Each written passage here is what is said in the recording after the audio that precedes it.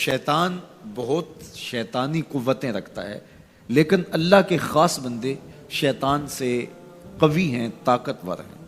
حضرت ابو ہریرہ رضی اللہ تعالیٰ عنہ سے معروف روایت ہے، فرماتے ہیں کہ صدقے کے مال میں حضور نے مجھے امین مقرر کیا، پہرے دار مقرر کیا۔ تو کہتے ہیں میں پہرے پہ تھا، ایک شخص آیا، اس نے چادر بچھائی اور جلدی جلدی سے وہ غلہ، وہ کھجوریں، وہ مال اپنے کپڑے میں ڈالنے لگا۔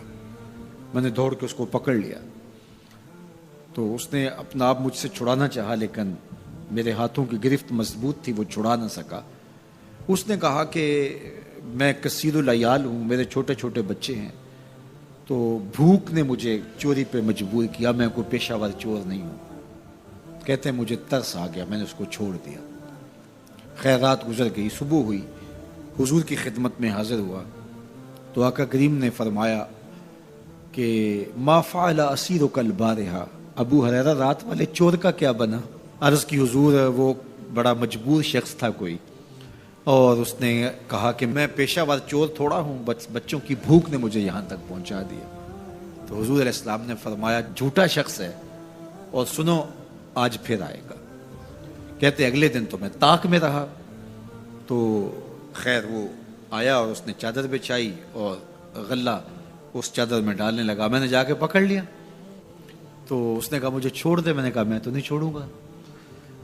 اس نے کہا کہ مجھے چھوڑ دے، منت سماجت کی اور بہت ترلے کیے۔ تو کہتے میرے دل میں پھر ترس آ گیا، میں نے پھر چھوڑ دیا۔ میں پھر حضور کی خدمت میں آیا تو حضور نے فرمایا ما فعل اسیرک البارحہ، رات والے چور کا کیا بنا؟ میں نے کہا حضور وہ آیا اور اس نے کہا میں کثیر العیال ہوں، مجھے پھر ترس آ گیا، میں نے چھوڑ دیا۔ فرمایا جھوٹا آدمی ہے، اور سنو آج پھر آئے گا۔ اللہ اکبر! جو ہو چکا وہ بھی حضور جانتے ہیں، جو ہونے والا ہے وہ بھی میرے حضور جانتے ہیں۔ یہ اللہ نے اپنے محبوب کو شان دی ہے۔ تو کہا آج پھر آئے گا۔ کہتے ہیں میں طاق میں تھا کہ وہ آیا، اس نے چادر بچھائی اور غلہ ڈالنا شروع کر دیا۔ تو کہتے ہیں کہ میں پھر پکڑ لیا۔ میں نے کہا آج تو نہیں چھوڑوں گا، آج تو تجھے حضور کے پاس لے کے جاؤں گا۔ تو جب اس نے ترلے کیے، منتیں کی، میں نے کہا نہیں آج تو کوئی بات نہیں چلے گی۔ ایک دن ہو گیا، 2 دن ہو گیا، اب تیسرا دن ہے۔ اس نے کہا ابو ہریرہ میں تمہیں ایک بات بتاتا ہوں، اگر تمہیں اچھی لگے تو مجھے چھوڑ دو گے؟ کہا بتاؤ۔ کہا کہ جب رات سونے لگو تو آیت الکرسی پڑھ لیا کرو، فجر تک تمہارے پاس شیطان نہیں آئے گا۔ کہتے ہیں بات بڑی اچھی تھی، میں نے اسے چھوڑ دیا۔ حضور کی خدمت میں پہنچا تو پھر فرمایا وہ رات والے چور کا کیا بنا؟ میں نے کہا حضور اس نے مجھے یہ وظیفہ بتایا۔ حضور نے فرمایا بندہ تو جھوٹا ہی تھا لیکن بات سچی بتا گیا۔ اور پھر فرمانے لگے ابو ہریرہ جانتے ہو وہ 3 دن جو آتا رہا وہ کون تھا؟ میں نے کہا اللہ و رسولہ عالم۔ فرمایا وہ خود ہی تو شیطان تھا۔ 3 دن جو آتا رہا وہ خود ہی تو شیطان تھا۔ اب شیطان بڑا تگڑا ہے، لیکن ابو ہریرہ پکڑے تو چھڑا نہیں سکتا۔ یار ابو ہریرہ پکڑے تو شیطان چھڑا نہ سکے، اگر حضرت عمر پکڑ لیں تو یہاں تو آ گیا نا، حضرت عمر کے سامنے تو آنے کی ہمت بھی نہیں کرتا۔ ان الشیطان یفر من ظل عمر، شیطان میرے عمر کے سائے کو دیکھ کے بھی بھاگ جاتا ہے۔ تو شیطان بڑا طاقتور ہے، بڑا قوی صحیح، لیکن اللہ کے مخلص بندوں کے مقابلے میں وہ بہت کمزور ہے۔ اس لیے اس راستے پہ اگر چلنا ہو تو کسی طاقتور کے ساتھ چلیں تاکہ یہ کمزور سمجھ کے حملہ آور نہ ہو جائے۔ تو ہم نماز کے اندر جب کھڑے ہوتے ہیں تو اس وقت اللہ سے سیدھی راہ جو مانگ رہے ہوتے ہیں، تو یہ نہیں مانگ رہے ہوتے کہ سیدھی راہ دکھائی دے۔ ہم دیکھ چکے ہیں حضور کے صدقے سے، تبھی تو کلمہ پڑھا ہے۔ سیدھی راہ دیکھ چکے ہیں تبھی تو وضو کیا ہے۔ سیدھی راہ دیکھ چکے ہیں تبھی تو کانوں تک ہاتھ لگا کے ہاتھ باندھے اس کی حضور کھڑے ہیں اور رخ قبلہ کی جانب کیا ہے۔ دیکھ چکے ہیں، لیکن آج نماز کے اندر ہم یہ کہہ رہے ہیں اہدنا الصراط المستقیم، مالک راہ دیکھ تو چکے ہیں لیکن پہنچنا بڑا مشکل ہے۔ راستے میں شیطان بھی کھڑا ہے، نفس بھی کھڑا ہے، کہیں راستہ خراب نہ ہو جائے، ساری زندگی کی کمائی کہیں لٹ نہ جائے۔ اس لیے اللہ سے مانگا کہ مالک ہم کمزور ہیں، ہمیں کوئی مان نہیں ہے کہ ہم نے راستہ دیکھ لیا تو منزل پہ پہنچ جائیں گے۔ قدم قدم پہ شیطان ہے، نفس موجود ہے، مالک تو دستے کرم بڑھا اور ہمیں منزل تک پہنچا دے۔ اور جب وہ کرم کرے گا تو پھر پہنچتے ہوئے دیر نہیں لگے گی۔ حضرت ابی ملیکہ رضی اللہ تعالیٰ عنہ تابعی ہیں، امام بخاری علیہ رحمہ نے دیگر محدثین نے ان سے روایات لی ہیں. فرماتے ہیں میں 30 اصحاب رسول سے ملاقات کی اور ہر ایک کو آخرت کے بارے میں ڈاڈا فکر مند پایا. ہر بندہ یہ کہتا تھا میرا خاتمہ ٹھیک ہو جائے. یہ کون کہہ رہے ہیں؟ جنہوں نے حضور کو دیکھا. آج پیر بھی کہتا ہے بس میرے مرید ہو گئے تم سیدھے جنتی ہو، اور مرید بھی کہتا ہے کہ ٹھیک ہے ہمارا پیر بڑا اونچا میں لے جائے گا.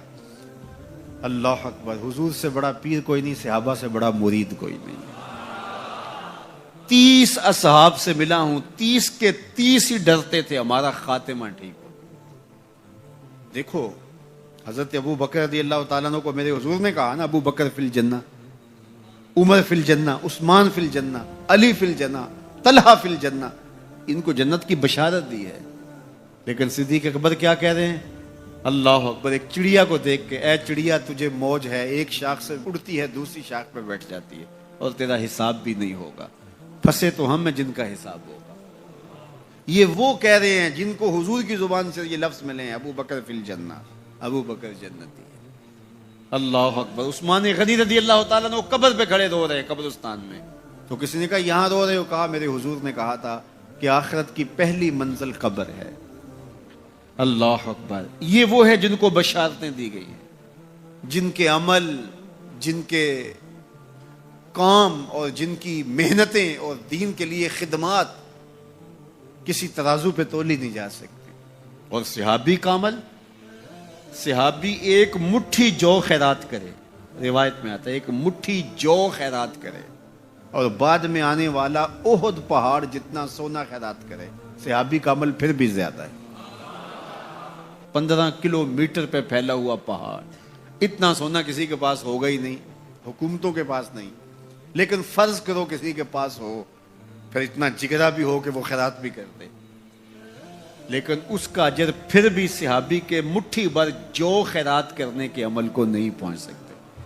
اور ابو بکر وہ ہیں جنہوں نے مٹھی جو خیرات نہیں کیے، سارا گھر خیرات کر دیا. کتنا اجر ہے. لیکن پھر بھی کہا کہ چڑیا تجھے موج ہے، ایک شاخ سے اڑ کے دوسری شاخ پہ بیٹھ جاتی اور تیرا حساب بھی نہیں ہوگا. پھنسے تو ہم ہیں جن کا حساب ہوگا. یہ وہ لوگ ہیں جن کی زندگیاں تقوی میں گزری. تتجافا جنوبہم عن المضاجع، ان کی کروٹیں بستروں سے الگ رہتی تھی. ہم تو جی بھر کے سوتے ہیں، لیکن ان کی کروٹیں خوف خدا کی وجہ سے بستروں سے الگ رہتی تھی. طمع اور خوف میں رب کو پکارتے تھے. حضور کے جمال جہاں آرا کو جی بھر کے دیکھا اور بشارتیں حضور کی زبان سے نصیب ہوئی، پھر بھی ڈر رہے ہیں. تو ابھی ملیکہ کہتے ہیں کہ میں 30 اصحاب سے ملا ہوں، ہر شخص ڈاڈا فکر مند تھا آخر ٹھیک ہو جائے، انجام بخیر ہو جائے. تو یہ واقعی بڑی مشکل منزل ہے. منزل کو پہنچے لوگ برباد ہو جاتے ہیں. بلعام بن باورا کی مثال ہمارے پاس نہیں ہے. تھا مستجاب الدعوات ولی، لیکن لڑک کے کہاں جا پہنچا. زبان کی لغزش نے اس کو کہاں تک پہنچا دیا. پھر زبان لٹک گئی اور کتے کی طرح مٹی چاٹتا تھا. اور قرآن نے کہا مثلہ کمثل الکلب، اس کی مثال کتے کی مثال ہے. اسی لیے میاں صاحب بولے پڑھنے اتے مان کرینا تے نہ آکھی میں پڑھیا. پڑھنے اتے مان کرینا تے نہ آکھی میں پڑھیا، او جبار کہار صداوے متا روڑ دیوے دودھ کڑیا. جب تک یہ یقین نہ ہو کہ میرا انجام کیا ہے، دھڑکا لگا رہے، ڈر لگا رہے، یہ مومن کی زندگی ہے. ہر وقت خوف طاری رہے، یا اللہ میرا انجام ٹھیک کر دینا. رنگا رنگ سہیلیاں پرن کڑے، پر پریا اس دا جانیے جس دا توڑ چڑھے. کہاں کہاں پہنچے لوگ. یہ خود عزازیل شیطان چپے چپے پہ اس نے سجدہ کیا تھا، حتیٰ کہ مقبول بارگاہ ہو گیا. زمین کا کوئی کونا نہیں تھا جہاں پر اس نے سجدہ نہیں کیا تھا. عبادات اتنی کی، اللہ نے مقبول کر لیا. بیت المعمور کا امام بن گیا. اللہ اکبر. فرشتوں کا استاد بن گیا، معلم الملکوت بن گیا. جن ہونے کے باوجود فرشتوں کا امام اور مقتدا بن گیا. لیکن ایک لغزش نے کہاں پھینکا. قیامت تک لعنتیں برس رہی ہیں. اس لیے جب تک انجام بخیر نہ ہو جائے اتنی دیر تک دھڑکا لگا رہے. یہ مومن کی زندگی. کسی نے حضور کو سلام دیا تھا کہ یہ سلام اپنی امت کو دے دینا. حضور علیہ السلام نے یہ سلام پھر پوری امت تک پہنچایا. اور اگر آپ تک پہلے نہیں پہنچا تو آج آپ وہ سلام وصول کر لیجئے۔ حضرت عبداللہ ابن مسعود رضی اللہ تعالیٰ عنہ سے مروی ہے، قال رسول اللہ صلی اللہ علیہ وآلہ وسلم، کہ رسول کریم صلی اللہ علیہ وآلہ وسلم نے فرمایا، معراج کی شب جب میں آسمانوں پہ گیا تھا تو میں ملا تھا حضرت ابراہیم علیہ السلام کو، فقال یا محمد صلی اللہ علیہ وسلم، تو انہوں نے مجھے مخاطبہ کرتے ہوئے کہا کہ اے پیارے محبوب، جب آپ واپس جائیں گے تو اپنی امت کو میرا سلام دینا۔ اور حضور نے حضرت عبداللہ ابن مسعود رضی اللہ تعالیٰ عنہ سے مروی ہے کہ یہ سلام امت کو پہنچا دیا، تو جن تک ابھی تک نہیں پہنچا تھا آج ان تک یہ سلام پہنچ گیا۔ تمہیں مبارک ہو، تمہیں حضرت ابراہیم نے سلام بھیجا ہے، اور سلام بھیجا بھی حضور کے ہاتھوں ہے۔ اللہ اکبر، کتنے خوش نصیب ہو تم کہ تمہیں حضرت ابراہیم سلام بھیجے اور سلام لے کر آنے والے حضور ہوں۔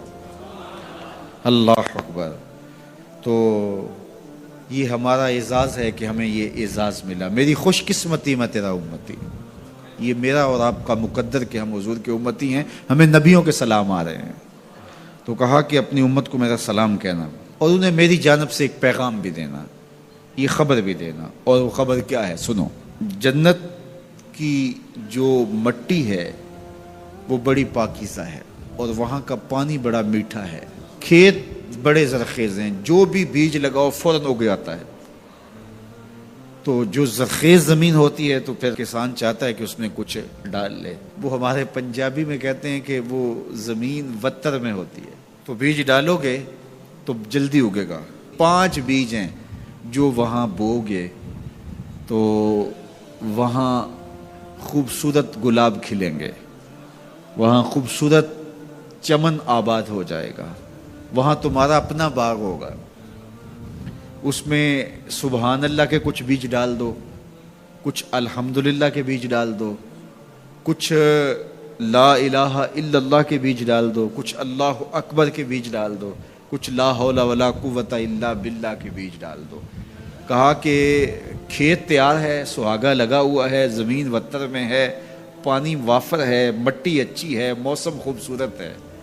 انہیں جا کے میرا سلام دینا، انہیں کہنا کہ بس بیج ڈال لو، اور یہ بیج تمہارے پاس موجود ہے۔ اور اب بھی اگر کوئی بیج نہ ڈالے، اقبال نے کہا تھا نا، موسم اچھا پانی وافر مٹی بھی زرخیز، موسم اچھا پانی وافر مٹی بھی زرخیز، جس نے اپنا کھیت نہ سینچا وہ کیسا دہقان۔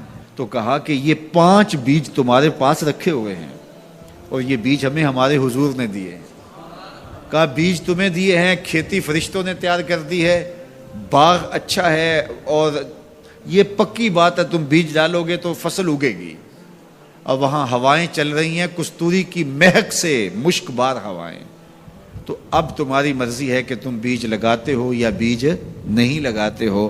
تو کہا کہ یہ حضرت ابراہیم نے پیغام بھیجا ہے آپ سب کے لیے، حضور کی وساطت سے یہ پیغام آیا ہے کہ جنت کی مٹی تیار ہے اور سہاگا لگا ہوا ہے، پانی بالکل تیار ہے، اور کھیت بھی ہموار ہے، بس آپ نے جو ہے وہ چھڑکاؤ کرنا ہے بیج کا۔ اور یہ بیج 5 ہیں، اگر تم ڈال لو گے تو فصل اگ جائے گی، موج کرو گے، کبھی دعائیں دو گے کہ کسی نے کوئی نسخہ بتایا تھا۔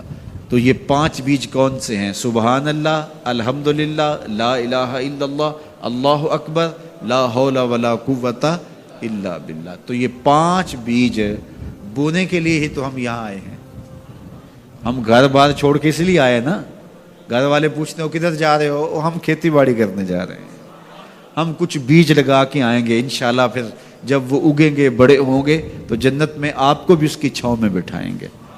تو انہوں نے کہا ہوگا جاؤ تم بھی کھیتی باڑی کرو، تو پیچھے سے ہم بھی فارغ نہیں ہیں، ہم بھی انشاءاللہ بیج گاڑیں گے۔ تو پڑھیے سبحان اللہ والحمدللہ ولا الہ الا اللہ واللہ اکبر ولا حول ولا قوت الا باللہ، سبحان اللہ والحمدللہ ولا الہ الا اللہ واللہ اکبر ولا حول ولا قوت الا باللہ، سبحان اللہ والحمدللہ ولا الہ الا اللہ واللہ اکبر ولا حول ولا قوت الا باللہ۔ لاکھوں لوگ حضور کی چوکھٹ پہ، لیکن ہر بندہ یہ محسوس کرتا ہے اس طرح ساری رحمتیں میرے پہ اتر رہی ہیں، میرے پہ برس رہی ہیں۔ وہ کیا کسی نے کہا تھا اور قلم توڑ دیا، اس نے کہا کہ یہ کتنی عجیب بات ہے کہ اتنے بڑے ہجوم میں، ذرا شعر کا حسن دیکھیے، یہ کتنی عجیب بات ہے کہ اتنے بڑے ہجوم میں وہ دیر تک سنتے رہے بس میری ہی داستان. ہر بندے کو یہی محسوس ہوتا ہے. یہ کتنی عجیب بات ہے کہ اتنے بڑے ہجوم میں وہ دیر تک سنتے رہے میری ہی داستان. تو ہر بندے کو یہی لگتا ہے کہ میری ہی وہ سن رہے ہیں. اور زہری صاحب کا انداز بڑا سادہ ہے, پنجابی لہجہ ہے کہ آقا دے دوارے تے غلاماں دیاں ٹولیاں, ایک پیا سن دائے لکھاں دیاں بولی.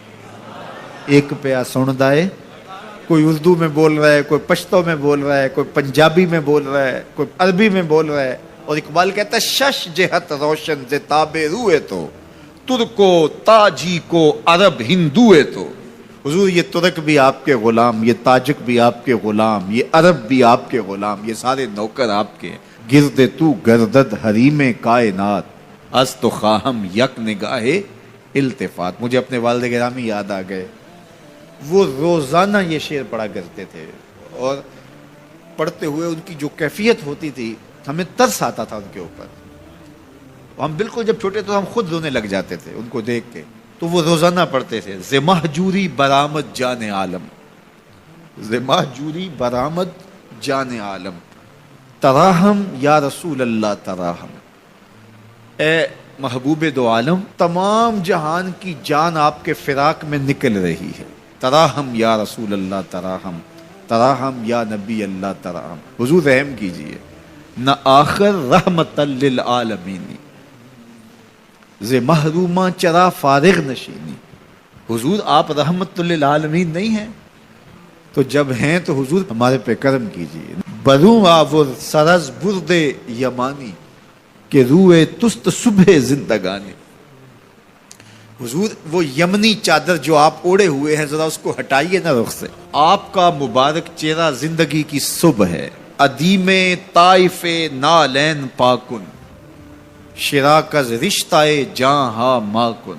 حضور طائف کے چمڑے کی بنے ہوئے مبارک نالین آپ زیب تن کیجئے.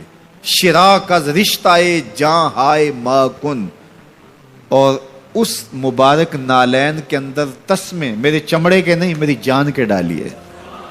چے باشد گر کنی سوئم نگاہے پیا پہ گر نہ باشد گاہے گاہے. نگاہے یا رسول اللہ نگاہے صد ہزاراں جبریل اندر بشر بہر حق سوئے غریباں یک نظر. یا رسول اللہ انظر حالنا یا حبیب اللہ اسما قالنا اننی فی بحر غم مغرقن خذ یدی ساحل لنا اشکالنا. یا صاحب الجمال و یا سید البشر من وجهک المنیر لقد نور القمر لا یمکن الثناء کما کان حقہ بعد از خدا بزرگ توئی قصہ مختصر. اللہ اکبر. یہ معمول تھا ان کا, یہ وظیفہ کہہ لیجئے. تو اقبال بھی کہتے ہیں گرد تو گردد حریم کائنات از تو خواہم یک نگاہ التفات. حضور ایک نظر کر دیجئے, ایک نگاہ کر دیجئے. اللہ اکبر. تو اللہ ہمیں حضور کی نگاہیں نصیب فرمائے. اللہ اجڑے باطن سوار دے اور من میں چراغاں کر دے. حضور کی محبت کے بغیر زندگی زندگی ہی نہیں ہے. زندگی کے پلے ہی کچھ نہیں اگر حضور کا پیار نہیں ہے, حضور کا ادب نہیں ہے. تو سارا دین ان کی محبت کا نام ہے. لا دین لمن لا محبت علی, اس شخص کا دین ہی نہیں ہے جس کے پاس حضور کی محبت کا جوہر نہیں ہے. ابن آدم کے کسی بھی برے عمل کو شرک نہیں کہا گیا. شرک ایک بہت بڑا جرم ہے, اس کے برابر کسی دوسرے عمل کو شرک نہیں کہا گیا. لیکن ریاکاری کو شرک کہا گیا. شرک اصغر ریاکاری ہے. حتیٰ کہ چوری کو بھی, ڈاکے کو بھی, زنا کو بھی, قتل انسانی کو بھی, یہ بڑے بڑے جرم ہیں, لیکن ان کو بھی شرک نہیں کہا گیا. لیکن ریا کو شرک اصغر کہا گیا. یہ چھوٹا شرک ہے. اللہ گوارا ہی نہیں کرتا کہ کوئی عمل کسی اور کے لیے کرے. شرک کی جس طرح معافی نہیں ہے, اسی طرح شرک اصغر جو ہے اس سے ملوث عمل کسی صورت میں بھی قبول نہیں کیا جائے گا, چاہے وہ کتنا ہی بڑا عمل کیوں نہ ہو. حضرت ابو امامہ الباہلی رضی اللہ تعالی عنہ حضور کی خدمت میں حاضر ہوئے اور عرض کی یا رسول اللہ صلی اللہ علیہ وسلم, میرے ماں باپ آپ پہ قربان ہوں, میں آپ سے یہ پوچھنا چاہتا ہوں کہ کوئی شخص اپنی جان جیسی متاع عزیز راہ خدا میں وار دیتا ہے, اس سے بڑی قربانی تو کوئی اور نہیں ہو سکتی کہ جان ہی قربان کر دی. اور اس کا مقصد اعلاء کلمت الحق تھا، لیکن ساتھ یہ بات بھی تھی چلو میری ناموری بھی ہو جائے گی، میری بہادری کے جھنڈے بھی لگ جائیں گے، تو کیا اس کو اجر ملے گا؟ تو حضور نے فرمایا فلا شیء لہ، اسے کوئی اجر نہیں ملے گا. تو ابو امامہ الباہلی یہ سمجھے کہ شاید میں جو مقصود تھا وہ حضور سے عرض نہیں کر سکا. تو انہوں نے دوبارہ کہا حضور اس کا مقصد اعلاء کلمت الحق ہے، وہ اللہ کے جھنڈے کو اونچا کرنا چاہتا ہے، قربانی اس نے اس لیے دی ہے، لیکن ساتھ یہ بات بھی تھی کہ چلو میری ناموری بھی تو ہوگی. تو حضور نے فرمایا فلا شیء لہ، اسے کوئی اجر نہیں ملے گا. یہ پھر سمجھے شاید میں مقصود بیان نہیں کر سکا. تو پھر عرض کی حضور اعلاء کلمت الحق کے لیے، اللہ کے دین کو غالب کرنے کے لیے، اسلام کے جھنڈے کو اونچا کرنے کے لیے اس نے اپنی جان واری ہے، لیکن ضمن میں یہ بات بھی تھی کہ چلو ساتھ میرا نام بھی تو اونچا ہوگا، میری ناموری اور شہرت کے جھنڈے بھی تو لگیں گے. تیسری مرتبہ جب دہرا کے پوچھا تو حضور نے پھر فرمایا فلا شیء لہ، ابو امامہ اسے کوئی اجر نہیں ملے گا. اور فرمایا اللہ صرف اسی عمل کو قبول کرتا ہے جو صرف اسی کے لیے کیا جائے، صرف اسی عمل کو قبول کرتا ہے. اب ذرا دیکھیے کہ اللہ تعالیٰ جل شانہ کی یہ غیرت ہے کہ وہ اس عمل کو قبول ہی نہیں کرتا جو غیر سے ملوث ہو جائے، وہ صرف اس عمل کو قبول کرتا ہے جو محض اس کے لیے کیا جائے، اور اس کے علاوہ عمل کو شرک اصغر قرار دیا گیا. تو شیطان کی کوشش یہ ہوتی ہے کہ وہ عمل کو ریا میں مبتلا کر دے تاکہ یہ عمل کی مشقت بھی گوارا کرے اور اس کو اس سے کچھ حاصل ہونے کی بجائے الٹا اللہ کی ناراضگی ملے. اور اگر کوئی شخص ریا سے بھی بچ نکلتا ہے، اس نے تنہائی میں سجدے کیے، اس نے انتہائی مخفی انداز میں راہ خدا میں خیرات کی، تو انتہائی خلوص کے ساتھ اس کے اعمال سر انجام ہوئے، تو شیطان کا اگلا حملہ اس پر یہ ہوتا ہے کہ اس کو عجب میں مبتلا کر دے. عجب کیا ہے کہ وہ اپنے عمل کو دیکھتا ہے، اپنے آپ کو دیکھتا ہے، کہتا ہے واہ یہ عمل تو میرے پاس ہے، دوسروں کے پاس تو نہیں ہے.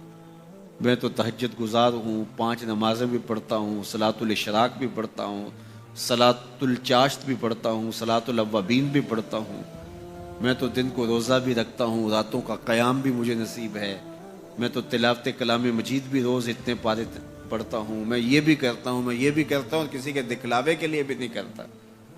تو وہ اپنے اس عمل کی وجہ سے عجب میں، خود نمائی میں اپنے آپ کو دیکھنے لگ جاتا ہے، اور وہ جو عمل نہیں کر رہے ہوتے ان گناہ گاروں کو حقیر جاننے لگ جاتا ہے.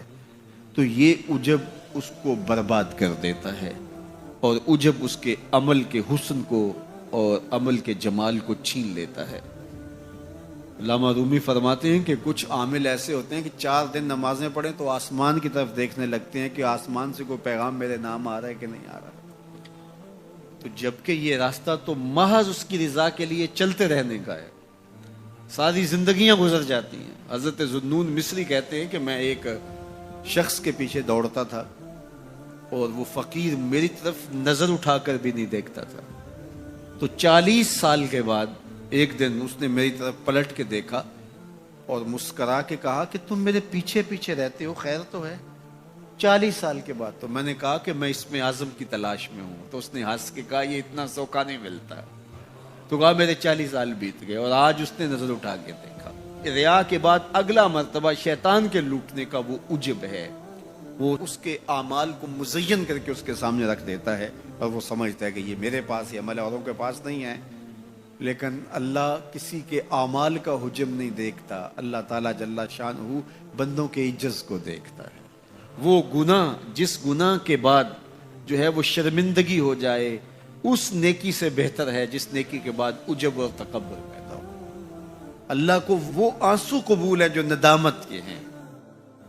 اس کمایا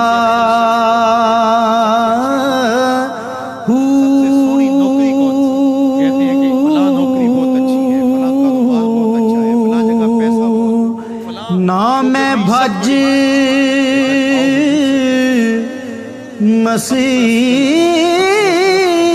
مسیتی وڑیا نا تسبہ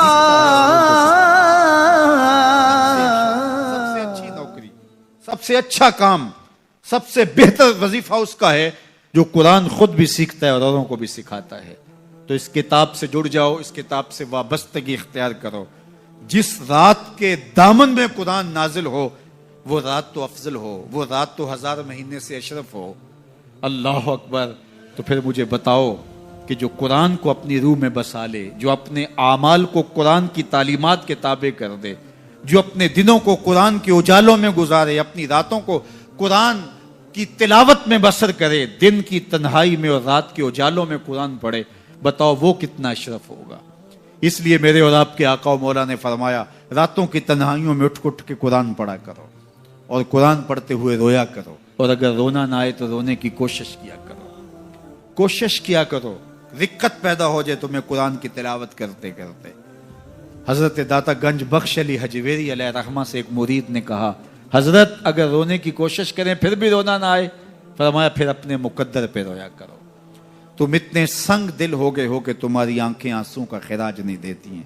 تو اس کتاب کے ساتھ جڑ جاؤ، تعلق کو مضبوط کر لو، اور اس کتاب سے وابستگی تمہیں دنیا آخرت کی بہتری کی ضمانت فراہم کرے گی۔ اور یہ کتاب زندہ ہے، اس کا پیغام کبھی فرسودہ نہیں ہوا، اس کا پیغام کبھی پرانا نہیں ہوا۔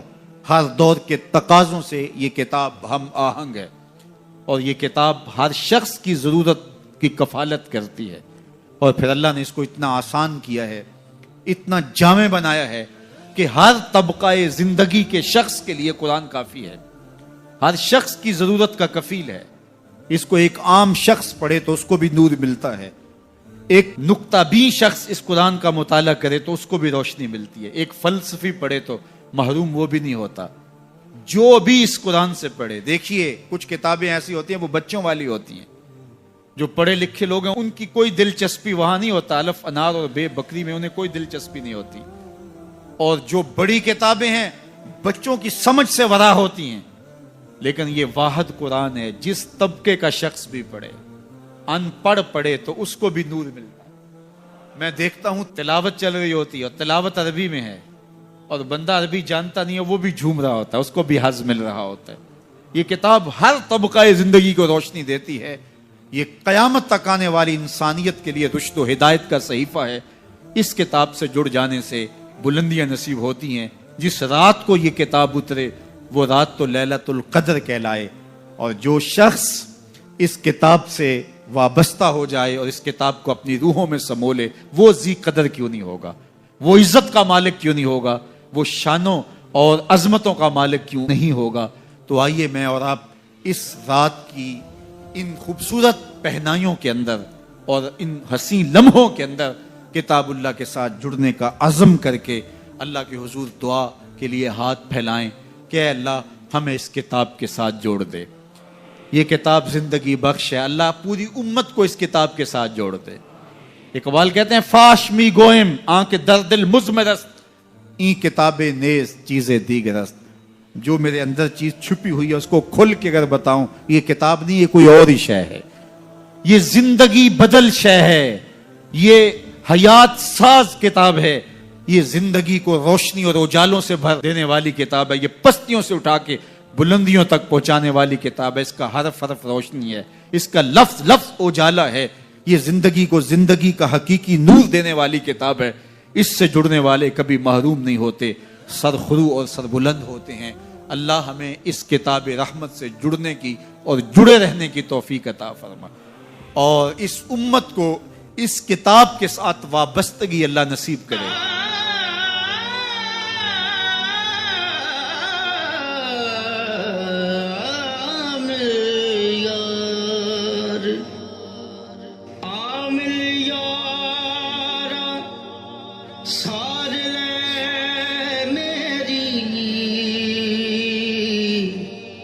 جان دکھاں